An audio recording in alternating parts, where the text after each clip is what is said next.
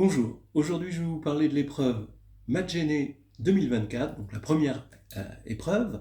Donc pour l'instant on va regarder le problème dans sa globalité, à la fois ce qu'il apporte mathématiquement, dans les résultats, dans ses méthodes, dans les outils utilisés, et voir ses qualités d'évaluateur en quelque sorte. Alors le problème s'intéressait au thème suivant. On travaille dans Mn de K, donc la K-algèbre des matrices carrées de taille n sur un corps a priori quelconque, K, et on voudrait savoir quelles sont ces sous-structures commutatives et si on peut dire des choses sur les sous-structures commutatives maximales, à changement de base près en quelque sorte. Alors, je m'explique, la ligne du problème est très très claire, elle commence par une étude des sous-espaces de matrices qui commutent entre elles et qui sont nilpotentes. Bon, c'est une thématique qui marche très très bien, qui s'insère parfaitement au cœur du programme de l'agrégation, de l'algèbre linéaire et de la réduction. Alors ensuite, on partait sur les sous-algèbres commutatives. Donc là, il n'y a plus de... la nilpotence va servir, évidemment, ici, via on va dire un Dunford, on peut dire, ou un lemme des noyaux, mais on va regarder juste les sous-algèbres commutatives de Mn de K, sous K algèbre, et évidemment, avec une condition de maximalité en termes de dimension, et ce qui se passe pour la dimension maximale,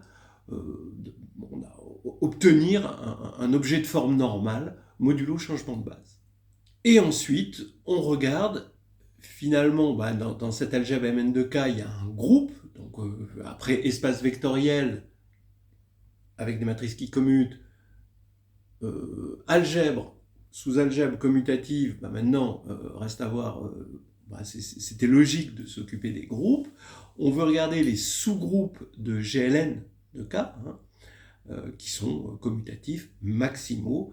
Alors regardez bien la déclinaison. D'abord, sous-espace de matrice nilpotente qui commute 2 à 2, sous-algèbre de matrice de Mn de K, et après, il était logique de regarder des sous-groupes commutatifs de GLN de K, mais cette fois-ci pour la maximalité, parce qu'on ne va pas regarder la dimension, donc là cette fois-ci on regarde le cardinal et on est sur un corps fini, et bon, à chaque fois on va regarder quelle est la taille maximale, la taille voulant dire la dimension pour les sous-espaces et pour les sous-algèbres, et le cardinal quand on a GLN de K quand K est fini, et on va regarder une borne pour ces dimensions ou pour ce cardinal, et on va voir que quand on atteint cette borne, alors on a toujours un objet de forme normale, modulo, donc finalement l'action de conjugaison de GLN, donc c'est-à-dire, si vous préférez, modulo changement de base. Alors le problème est fortement inspiré d'un article qui est paru à la Revue de mathématiques spéciales en 2020 par Fresnel et Matignon. C'était un article original et sympathique, avec des résultats puissants que vous pouvez regarder, qu'on peut trouver sur la toile. Et vous avez, je crois que ça s'appelle sous-algèbre commutative de Mn de K. Bon, en tout cas, un titre très, très simple que vous pourrez trouver facilement en tapant Fresnel-Matignon 2020, Revue de mathématiques spéciales. Mais bon, le concepteur du problème, conceptrice, s'est fait un honneur d'utiliser des méthodes originales. On n'a pas exactement les mêmes méthodes. Il y a des grandes lignes directrices, effectivement, mais avec des méthodes différentes, parfois, et parfois très astucieuses. Et on finissait avec une partie 3, où on regardait les sous-groupes finis abéliens de GLN de Q. Alors donc, là, la partie 3 était indépendante de la partie 2, mais ça crée un tout cohérent de résultats avec des méthodes cette fois-ci complètement différentes puisqu'on est sur Q, donc arithmétique, polynôme cyclotomique, entier algébrique, etc., etc. Quelque chose de très joli. Alors, dans les méthodes, on retrouve des choses qu'on aime bien, c'est-à-dire la généralisation de résultats du programme. On a une généralisation de Cayley-Hamilton, un espèce de multi-Cayley-Hamilton dans le cas nilpotent commutatif, un espèce de U1, rond U2, rond U3, rond UN égale 0. On a un multi-lemme des noyaux, c'est-à-dire que tout ce qu'on sait faire pour un endomorphisme, on va essayer de le faire collectivement pour plusieurs endomorphismes qui commutent. Du coup, polynôme d'endomorphisme, du coup, sous-espace stable, du coup, cotrigonalisation, et si on veut que les polynômes soient scindés, pour avoir de la trigonalisation, on est obligé de monter sur une clôture algébrique. Donc du coup, qu'est-ce qui reste stable quand on monte dans les corps, comme le fait que le rang soit indépendant, le rang d'une famille de vecteurs soit indépendante du corps, bon, bah ça arrivait à un certain moment. Et problème de descente aussi, c'est-à-dire on a deux matrices qui sont semblables sur un corps, on est allé chercher le scindage du polynôme caractéristique, et là on redescend, on veut montrer qu'elles sont semblables sur leur corps d'origine, quelque sorte. Donc typique des problèmes de descente qu'on rencontre inévitablement dans ce genre de situation. On rencontrait avec bonheur une matrice compagnon. Je me demande dans quelle épreuve de MG ou à la grille interne aussi, on ne rencontre pas de matrice compagnon. Et là, c'était la matrice compagnon d'un polynôme cyclotomique. Il y avait des algèbres, des idéaux, des groupes finis avec Lagrange, arithmétique, polynôme cyclotomique, anneau d'entier algébrique. Alors vers la fin, attention, si vous n'y avez pas touché, rien de grave. On a aussi un peu de rotation du plan, carrément, on se prive de rien. Le cas de la dimension 2, qui va être important à cause du théorème d'irréductibilité des polynômes sur R. Le fameux problème de trouver un produit scalaire sur un espace euclidien qui soit G invariant pour un sous-groupe fini du groupe linéaire de cet espace euclidien. Donc, en gros, l'épreuve remplit complètement le cahier des charges parce que originalité du résultat, originalité aussi des méthodes parce qu'il s'est démarqué du résultat dont il s'est probablement inspiré, avec un petit coup de cœur pour la question 17. Regardez la question 17, vraiment, elle est magnifique. L'idée m'a bluffé, complètement bluffé. Il y a une diversité des thèmes, et je trouve, pour finir, que c'est un bon évaluateur parce que, à partir du moment où on est au cœur du programme, l'étudiante ou l'étudiant qui a travaillé toute l'année va s'y retrouver dans ce genre de problème. Forcément, on est dans l'ouverdance du programme, avec des petites choses annexes de temps en temps, juste ce qu'il faut, donc c'est bien. Alors, quelques petits bémols sur le problème. Alors d'abord, c'est un problème où j'ai rencontré des difficultés. Bon, des difficultés qui n'existent plus dans les problèmes actuels et qu'on pouvait rencontrer il y a 10 ans, allez, 15, et ces difficultés ne sont pas forcément à des endroits très éloignés. Ça arrive, alors on parlera surtout la question 11, donc quand même une question 11 difficile. La question 11 arrive à un endroit où ça peut vraiment casser l'élan, en quelque sorte, du candidat ou de la candidate. Alors j'ai pas vu cette barrière anti-grappillage qu'il y a depuis les années 2020, 2019-2020 à peu près, qui est quand même bien pratique, c'est-à-dire aller prendre toutes les choses faisables du problème jusqu'à la fin et de les ramener en quelques petits exercices de début qui seraient des exercices d'échauffement. On aurait pu ainsi mettre toute la diversité du problème et la regrouper en prenant juste les aspects simples de cette diversité au tout début. Et ainsi, ne pas commencer tout de suite complètement plongé dans l'algèbre linéaire, presque jusqu'au bout de ce que le candidat ou la candidate va faire, et à profiter un petit peu de cette arithmétique qu'il peut y avoir, des problèmes de montée et de descente dans les corps, des problèmes de polynômes cyclotomiques, des problèmes aussi peut-être d'entiers algébriques, encore que là, bon, vu que c'est borderline, c'est bien là où c'est, hein, vers la fin du problème, mais des problèmes de calcul de discriminants, des problèmes de type groupe fini, Lagrange, etc., qui auraient pu être placés au tout début. Le problème d'existence d'un produit scalaire G invariant, des petites choses comme ça, assez classiques, que rencontre l'étudiante pendant l'année, et qu'on aurait pu mettre au début, parce qu'après, on est gêné au niveau du grappillage, hein, parce que ça permet à certains, alors que d'autres ne se le permettraient pas, et d'autres qui se le permettent, et c'est vrai que ça crée une injustice, et ce rassemblement en exercice au tout début de l'épreuve permet de pallier le problème. Ensuite, un autre petit problème, on était obligé de distinguer souvent le cas de la dimension paire et de la dimension impaire, pour des raisons qui paraissent évidentes.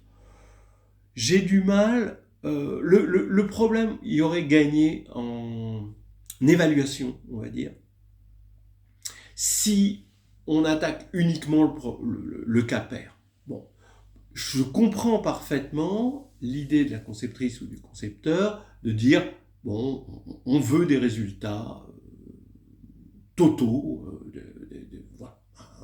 On veut tous les résultats, et dans le cas pair, puisqu'on peut le faire, alors on le fait.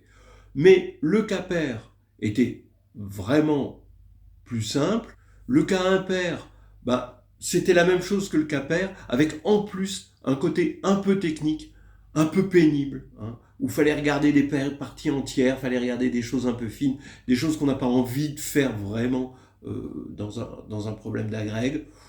Et du coup, il va y avoir les gens qui vont faire bien le cas pair, qui vont dire à l'essai, tentative, on montre de même dans le cas impair, d'autres qui vont le faire très très bien. C'est difficile à noter, c'est difficile à évaluer, et c'était pour pas grand chose. Donc, bon, j'aurais dit, voilà, hein, quitte après, dans le rapport du jury, se fendre d'une petite note pour dire on pouvait faire le cas impair très facilement, et on a tel et tel résultat, ça se généralise facilement, mais c'était pas la peine d'encombrer l'épreuve avec le cas impair. Pour moi. Alors, dans les bémols, il me semble qu'il y a une typo dans la question 9C. C'est une typo un peu gênante quand même, parce que la question posée, elle est telle qu'elle est, c'est faux, et il y a des contre-exemples, mais comme c'est la question 9, un certain nombre de gens ont dû l'aborder, ont dû être gênés s'ils n'ont pas le recul de voir l'erreur. Et puis il y a la question 11A, qui m'a mis en PLS là, parce que j'ai trouvé un peu difficile. On en parlera. Il semble que l'indication, alors il y a une indication, hein, mais l'indication, elle me semble un peu légère par rapport à tout le travail qu'il faut fournir pour répondre à la question. Alors, je sais pas. Pour la question 11A, je l'ai faite à ma manière, hein, mais j'ai trouvé ça un petit peu difficile. Bon, on va y revenir. Là maintenant, je propose de regarder d'un petit peu plus près le problème. On va passer du global au local. Alors la partie 1A, Partie que voilà, tout agrégatif doit savoir faire, avec des choses un peu classiques, qui peuvent être difficiles si on les a pas déjà vues quelque part. Je pense à la question de l'hyper Kelly Hamilton, en quelque sorte. Mais ça commence avec la commutation, le fait de, quand on deux endomorphismes commutent, de pouvoir stabiliser les sous-espaces propres ou les noyaux de polynômes de l'autre endomorphisme, bon, classique, et arriver comme cela à la cotrigonalisation avec une récurrence. Voilà, hein, on a des théorèmes de cotrigonalisation. Dès qu'on a de la commutation, on fait ensuite remarquer que la réciproque est fausse. Hein, si on a de la cotrigonalisation, on n'a pas forcément la commutation. C'est pas comme la codiagonalisation, où là, on a une équivalence. À partir de cette cotrigonalisation, on voyait que si les endomorphismes étaient nilpotents, alors, si n est la dimension de E, et si on a une famille de n éléments nilpotents, alors la composée est nulle. Hein, donc ils sont nilpotents et ils commutent, hein, évidemment, 2 à 2. Alors la composée est nulle, ce qui correspond à une espèce de super Kelly Hamilton, c'est-à-dire si on prend U tout seul, hein, d'accord, et ben la composée de, donc finalement, puisqu'il est tout seul, il peut se composer qu'avec lui-même, alors U puissance n égale 0. Bon, à partir du moment où c'est nilpotent, le fait que xn annule U, ben, c'est finalement Kelly Hamilton, parce que la dimension, c'est n. Et puis ensuite, on partait sur un grand classique de sous-espace réel stable. C'est-à-dire que on regarde des sous-espaces réels stables. Pour ça, on passe en complexe, donc on monte. Et là, on trouve des droites stables, mais ces droites sont complexes, donc il faut les conjuguer. Alors après, il y a d'autres méthodes, hein, pour pouvoir avoir quelque chose de barre invariant, en quelque sorte, et revenir ensuite sur R. Bon.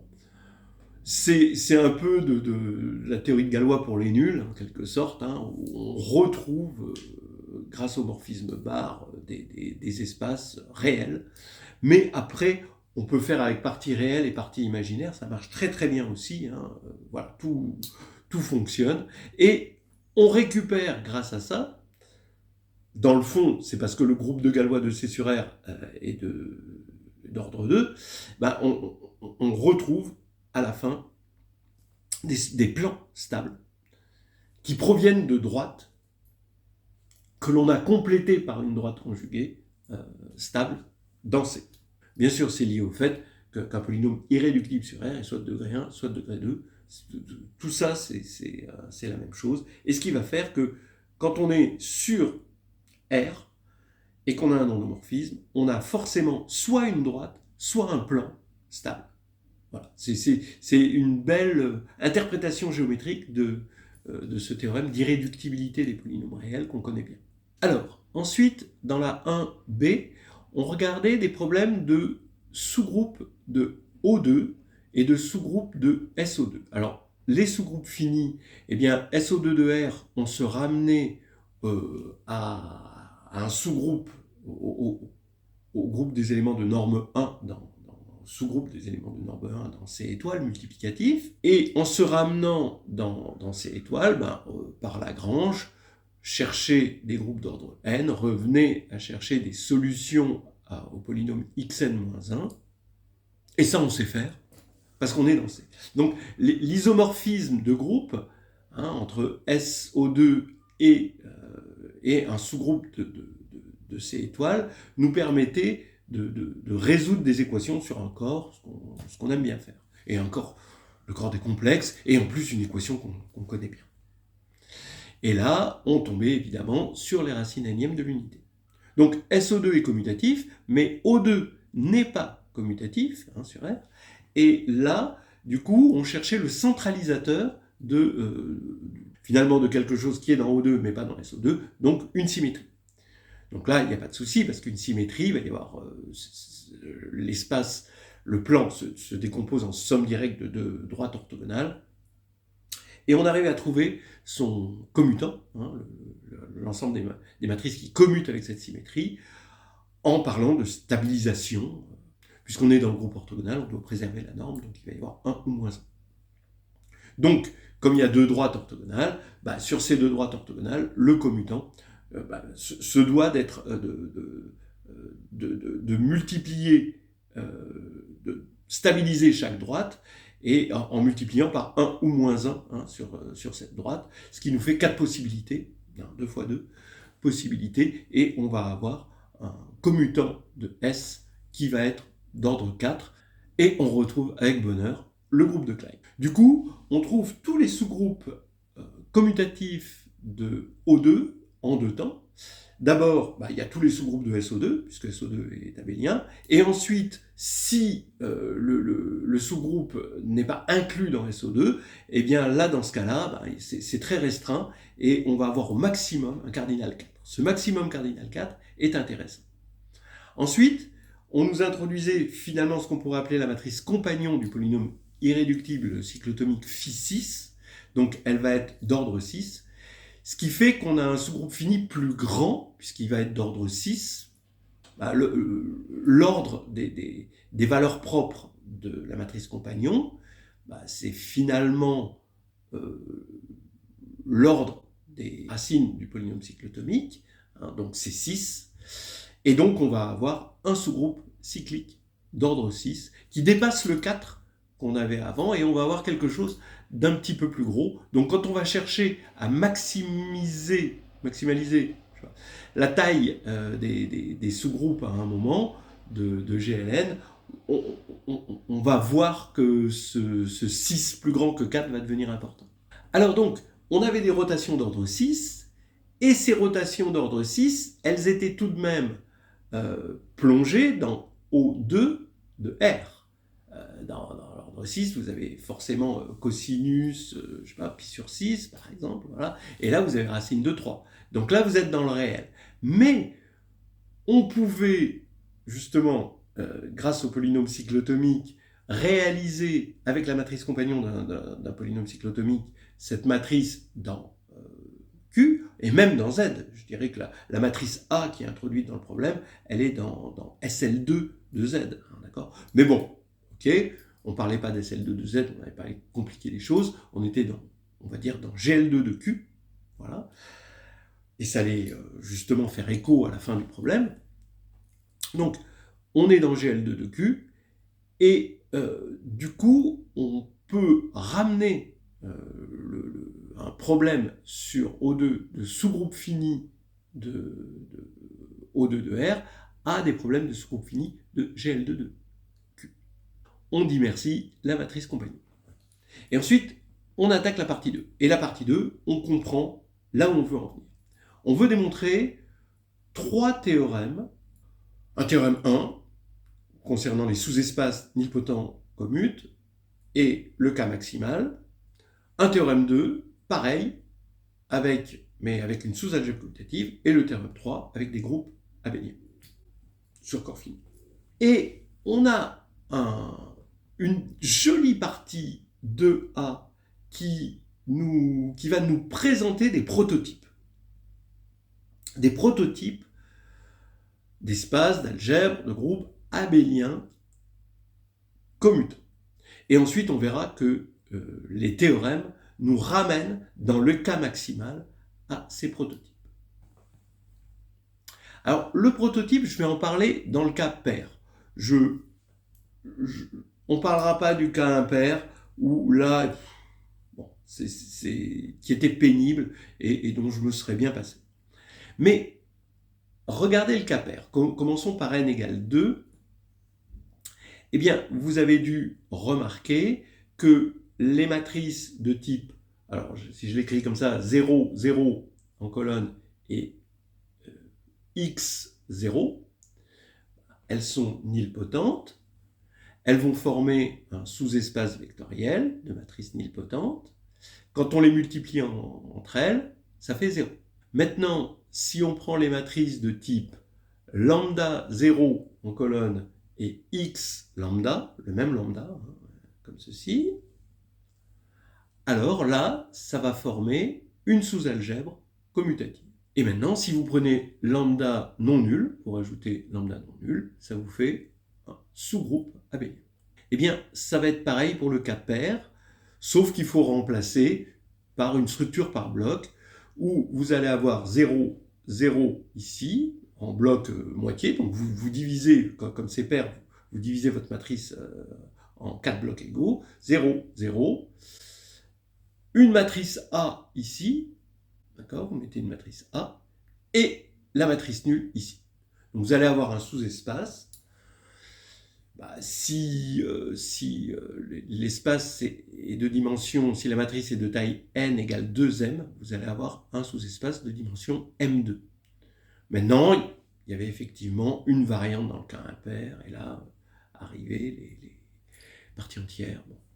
Alors amusant, à un moment, quand on regarde donc les groupes, parce que donc on fait pareil, donc on va rajouter lambda identité à tout ça, avec lambda dans le corps pour obtenir des sous-algèbres et lambda non nul dans le cas étoile pour obtenir des sous-groupes. Et là, on obtient ici un sous-groupe et on a un petit jeu d'isomorphisme avec le produit direct. Hein, d'accord ? Donc, l'isomorphisme n'était pas immédiat. Si vous avez lambda et A, votre matrice, il fallait tordre un petit peu pour obtenir le produit direct. Lambda, et lambda dans le cas étoile, hein, vous avez le groupe multiplicatif, et il faut changer M en M sur lambda pour obtenir justement un isomorphisme entre ce sous-groupe abélien et K étoile, produit direct, avec cet espace de matrice de dimension M2. Et là, on annonce la couleur, on va vous montrer que la dimension maximale d'un sous-espace de matrices qui commutent entre elles et qui sont nilpotentes, c'est justement ce M2, hein, dans le cas pair. Hein, je ne parlerai que du cas pair. Avec la clause que si on atteint M2, alors c'est conjugué à cet espace dont je parle. Notez ce que l'on ne démontre pas et qui est probablement faux, mais bon, je n'y ai pas réfléchi. Est-ce que, c'est un peu comme dans les théorèmes de Sylow, si vous voulez, il n'y a que pour le cas maximal qu'on a une forme normale, mais est-ce qu'on a une forme normale pour les sous-cas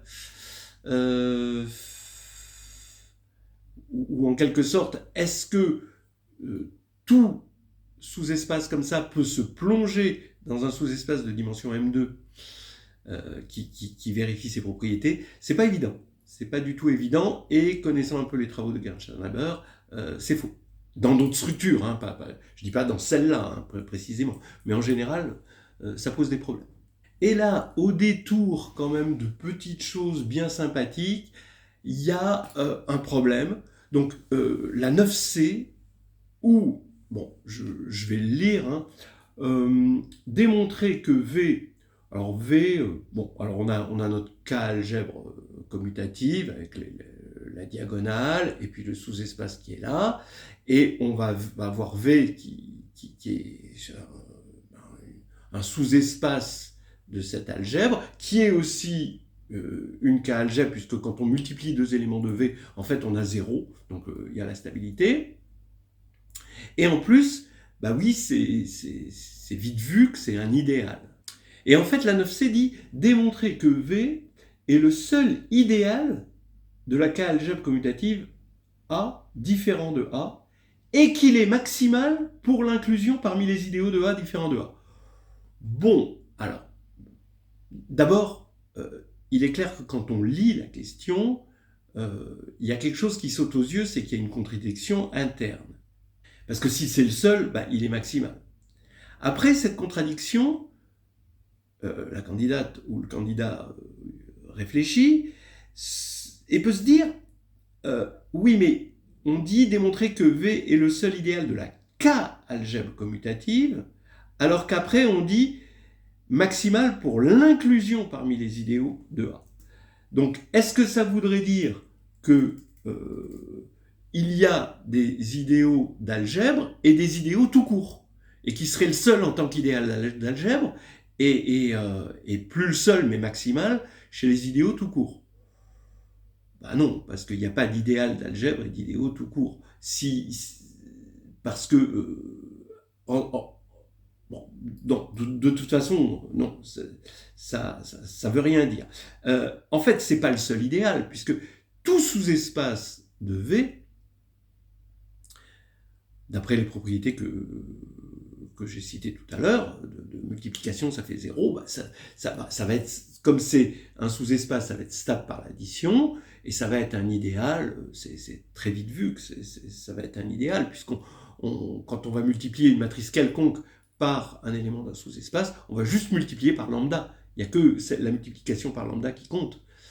Donc tout sous-espace, donc on ne peut pas dire que c'est le seul sous-espace. Je veux dire, des contre-exemples, il y en a plein, quoi. Il suffit de prendre M strictement supérieur à 1. Alors évidemment, avec un peu de recul, on voit qu'il y a une erreur, ça saute aux yeux.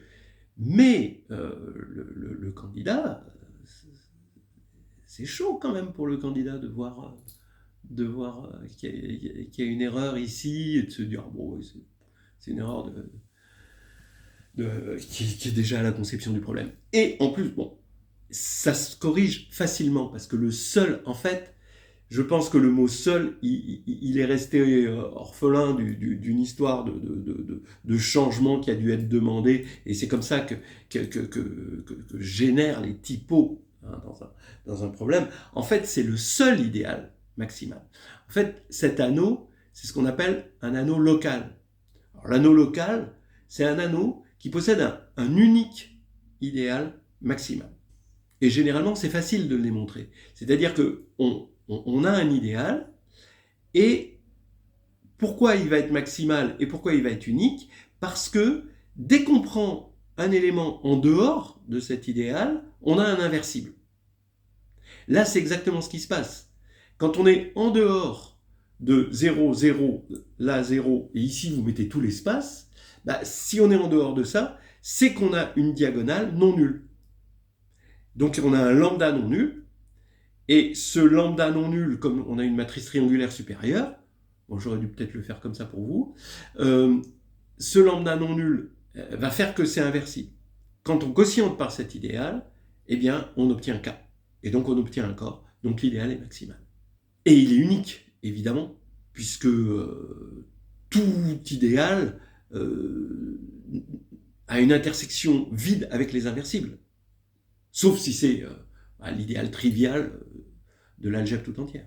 Donc là, bon, faudra être indulgent, d'autant plus que c'est la question 9, c'est-à-dire que, bon, j'estime que si on fait bien les choses, on fait le candidat qui avance comme ça, il va avancer jusqu'à la 8, et là, il va tomber sur un os avec cette 9C. Ça, c'est difficile, ça. Une typo enfin, de problème, c'est no big deal, hein, mais là, quand même, c'est ennuyeux. Ça fait réfléchir, est-ce qu'on met en question le problème, est-ce qu'on se met en question soi-même, tout ça, quoi. Bon, ensuite, toujours dans la partie de A, on a un prototype de groupe avec un produit direct aussi. Et pour finir cette partie de A, on a un prototype de groupe avec une réalisation comme produit direct. Alors, ce produit direct, alors quand on est dans le cas fini, de FQ étoile, dont on sait qu'il est cyclique, par un sous-espace, disons que le groupe additif de l'espace maximal. Donc le groupe additif de cet idéal maximal. Alors maintenant, 2b, et là, le théorème 1, qui dit en deux temps le max de la dimension et ce qui se passe quand on a l'égalité des dimensions à conjugaison près, et qu'on retrouve le prototype précédent. Et là, on a attaqué directement la question 11a.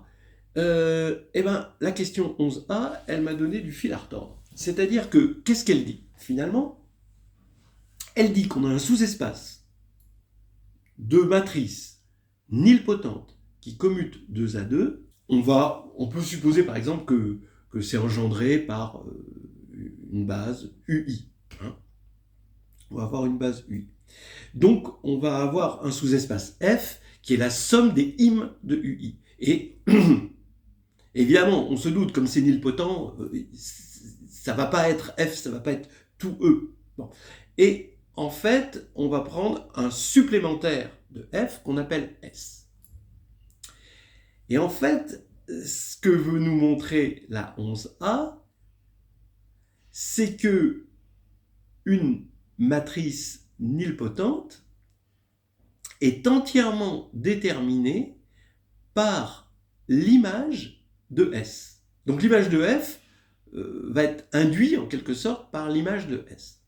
Ou si vous préférez, l'application linéaire qui a U donne sa restriction à S dans F est injective. Même, disons, sa restriction à S tout court serait injectif, mais après, pour des raisons de surjectivité, on a besoin de S dans F. Là, j'ai été ennuyé par cette question. Essayez de le faire avec les moyens de la Greg. Bon, alors, ben oui, ça marche, hein, ça marche, mais l'indication, c'était on pourra justement utiliser ce super Cayley-Hamilton, ce U1 rond jusqu'à UN égale 0. Alors, j'aimerais bien, si quelqu'un a une méthode simple, moi j'utilise quand même plus que ça. Si on regarde déjà les choses, si on regarde U, juste on prend comme espace vectoriel l'espace vectoriel engendré, la droite vectorielle engendrée par une matrice nilpotente. D'accord ? Donc ça veut dire que ce F, c'est im de U, voilà. S, c'est un supplémentaire. Alors évidemment, une matrice nilpotente, elle n'est pas, c'est pas auto, hein, donc finalement, im U est strictement inclus dans E. Donc on va avoir un S supplémentaire. Et ça veut dire que U est entièrement déterminé par l'image de S. Bon, alors, oui, c'est vrai, mais maintenant, l'indication donnée par le problème, c'est de dire, bah, débrouille-toi avec Cayley-Hamilton. Finalement, c'est ça, parce que la question 3C qui correspond à l'indication, c'est exactement Cayley-Hamilton. Ah ouais, mais je trouve que c'est un peu plus que Cayley-Hamilton, ce truc-là. Ce qu'il faut prouver, déjà dans le cas où il y a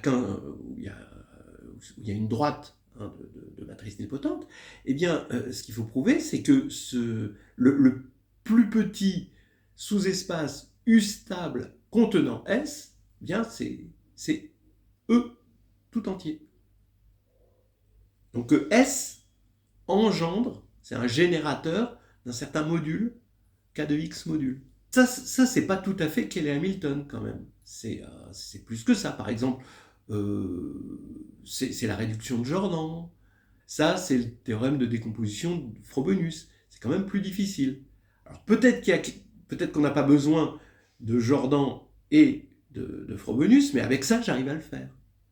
Donc, c'est quand même plus compliqué que ce qui me semble être donné par l'indication. Alors, en plus, vous avez plusieurs matrices qui commutent. C'est-à-dire, au lieu d'avoir un K de X module, on a un K de X1 jusqu'à XR, où R est la dimension, hein, de cet espace, module. Bon, un autre polynôme, donc un module sur un autre polynôme. Bon, c'est pas tout à fait évident. Alors, effectivement, j'arrive à montrer que le plus petit sous-espace qui contient S et qui est stable par tous les UI, eh bien c'est E tout entier. Ben oui.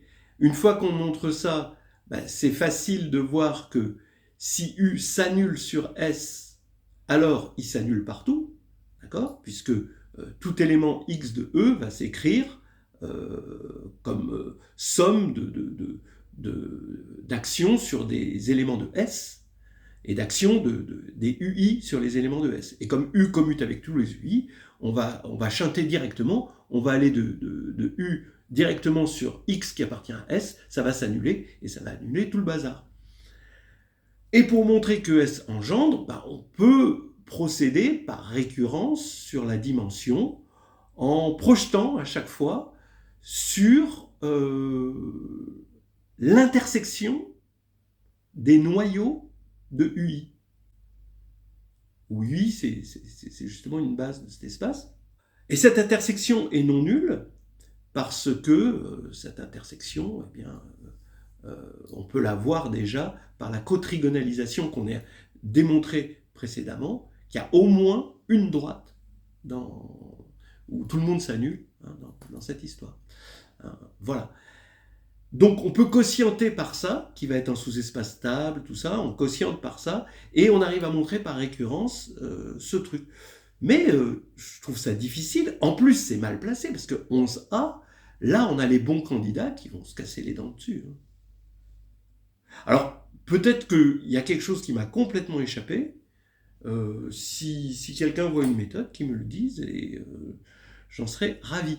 Et après, une fois qu'on a cette injection, une fois qu'on a vu que quand on se restreignait à S, alors si c'était nul, alors ça veut dire que l'endomorphisme en question était nul. Alors là, avec des considérations de dimension, on a tout de suite la majoration. Et ensuite, grâce à une très jolie astuce, qui consiste à remarquer que forcément, si on est en dimension maximale, alors deux endomorphismes nilpotents vont vérifier U' rond U égale 0, deux endomorphismes U et U', en le montrant par l'absurde, alors on arrive à montrer qu'on a une base sur laquelle les choses s'écrivent avec 0, 0, A, 0. Et A, c'est exactement l'espace des matrices de taille M. Voilà, bon. Ça, après, le truc prend bien par la main. Il y a juste ce point qui m'a mis en PLS. Ok.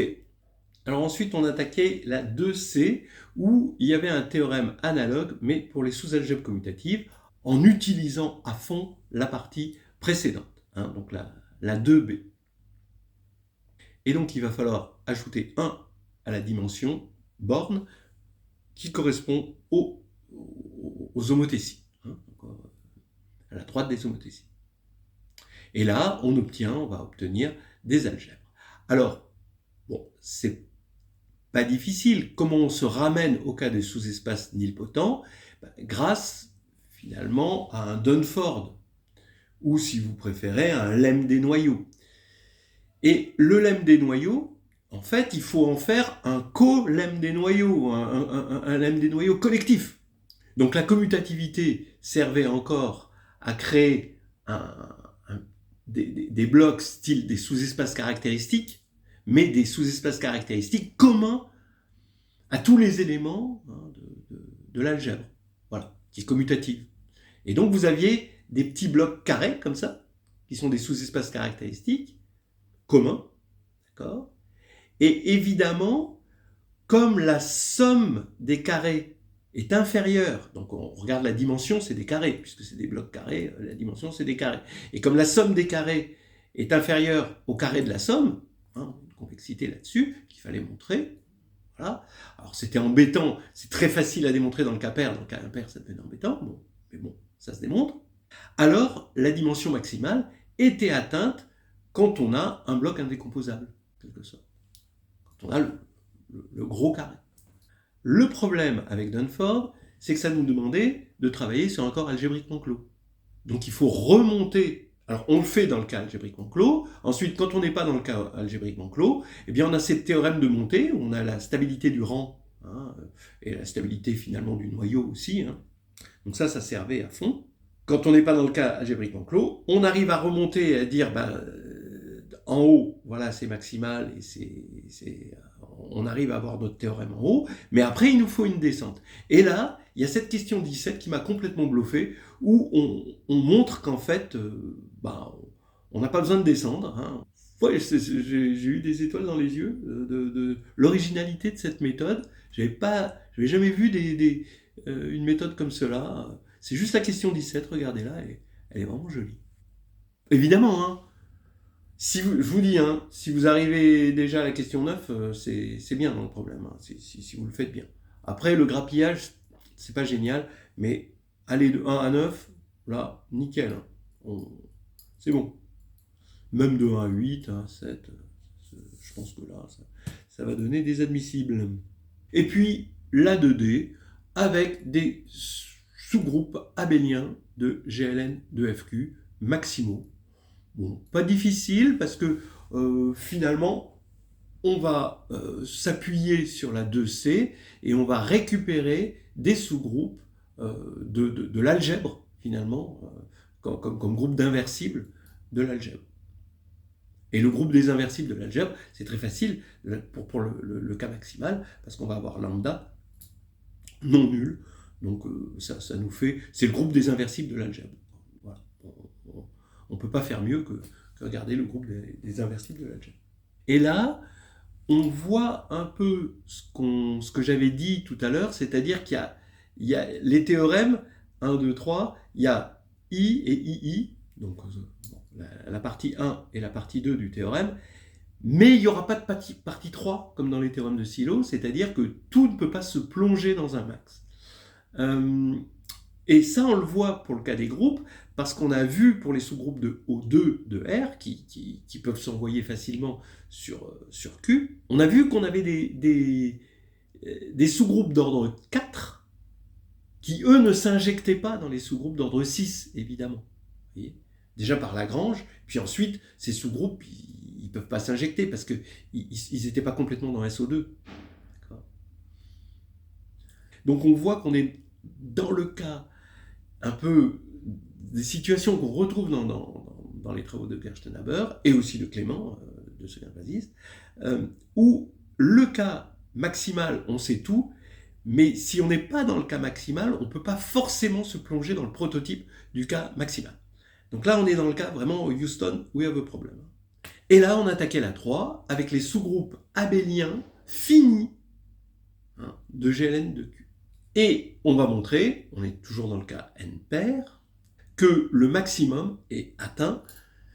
C'est la borne atteinte, c'est le cardinal 6 puissance n sur 2, le même 6 qu'on avait retrouvé au tout départ, dans le cas n égale 2. Donc 6 puissance n sur 2, on s'y retrouve, puisque quand n égale 2, ben ça fait 6. Avec, toujours pareil, la partie 2 du théorème qui dit qu'ils sont conjugués s'il y a égalité, si on a atteint la borne. Et là, ça commence en beauté, c'est la guerre des étoiles, là, c'est magnifique. C'est Luke Skywalker, c'est Isai Shur, c'est la preuve de l'irréductibilité des polynômes cyclotomiques par Isai Shur. La preuve de 1929, dont j'ai parlé d'ailleurs sur cette chaîne, il n'y a pas si longtemps finalement. Elle est magnifique cette preuve, elle va utiliser le discriminant de xn-1, donc on calcule un discriminant, ce que j'aurais aimé qu'on fasse en exercice préliminaire pour éviter qu'il y ait des gens qui aillent grappiller un discriminant là ici, c'est pas juste finalement. Ensuite, on regarde le polynôme minimal d'une racine primitive énième de l'unité, on montre qu'il est à coefficient dans Z. Alors, il y a une technique, bon, moi je le fais avec le contenu, là il y a une technique, le problème, c'est mis un point d'honneur à faire une technique différente que la technique habituelle, mais là, bon, avec le contenu de Gauss, ça marche très très bien.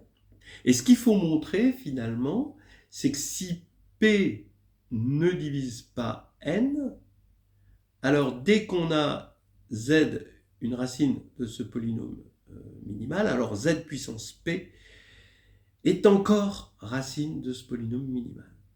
Et comme ça, avec des Z puissance P, quand P ne divise pas N, on va obtenir toutes les racines primitives énièmes de l'unité, celles qui composent le polynôme cyclotomique, et donc on va avoir un polynôme cyclotomique irréductible. Et en fait, en calculant ce discriminant qui, en valeur absolue, est égal à n puissance n, le discriminant de xn-1, et en séparant le discriminant en deux, avec une partie qui est un anti-algébrique et une autre partie qui est exactement πz de zp, on va voir, un peu grâce au Frobenius, donc il y a une petite question qui, je dirais, utilise le Frobenius, en tout cas avec le Frobenius c'est très facile, ou de dire, c'est l'équivalent, que si P est premier, alors P divise tous les coefficients binomiaux qu'on trouve sur la P-ième ligne du triangle de Pascal, sauf 1,1, bon, c'est Frobenius finalement.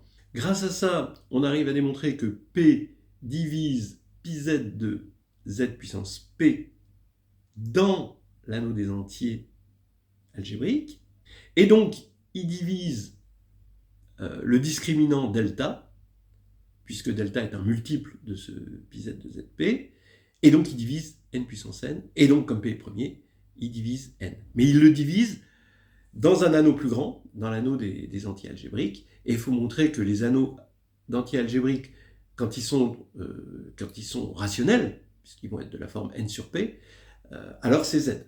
Donc là c'est facile, c'est un classique, et on a n sur P dans Z, donc P divise n. Donc ça veut dire que si P ne divise pas n, alors on a toutes les racines, et on arrive à voir que le polynôme cyclotomique est irréductible. Il est magnifique sur Z. Il est magnifique. Hein, c'est la preuve de Schur. C'est ma preuve coup de cœur. J'étais très très heureux de la retrouver ici dans le problème. J'en avais fait de la pub sur la chaîne. Et puis après, le problème s'escrime à chercher des sous-groupes finis de O, N de R. Alors on va prendre N pair, hein, toujours pareil. Ici, on reprend l'histoire de la descente de C vers R, qui nous donne finalement comme ON, bon, bah c'est des éléments où dès qu'on a un sous-espace stable, l'orthogonale est stable, etc. Donc c'est des matrices normales. Donc on arrive à décomposer en somme de plans et de droites stables. Bon, les droites stables, quand on est dans ON de R, bon, elles ne nous intéressent pas tellement, ça va nous donner des plus ou moins 1, mais, donc ça ne va pas nous donner des gros trucs, mais les plans stables sont super intéressants. Et on montre ici que sur chaque plan, la taille maximale, c'est 6.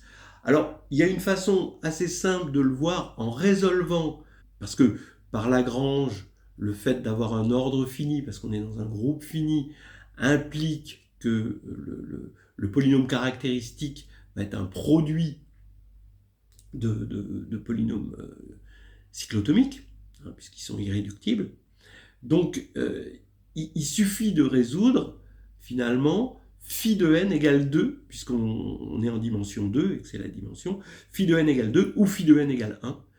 Hein, et phi de n égale 2, phi de n égale 1, bah, ça nous donne les solutions 1, 2, 3, 4 et 6. Et le maximum, c'est 6. Alors là, la méthode est un petit peu différente. Elle consiste à regarder la norme subordonnée à la norme 2 de G moins identité quand G parcourt le groupe en question. Et le min de ça quand G parcourt le groupe moins l'identité, pas l'identité. Hein. Voilà. Bon, ok. C'est une jolie méthode. C'est une jolie méthode où on va voir que cette norme subordonnée à la norme 2, je vous rappelle que c'est à la racine carrée du rayon spectral de A transposé A, hein, la norme subordonnée à A. Bon.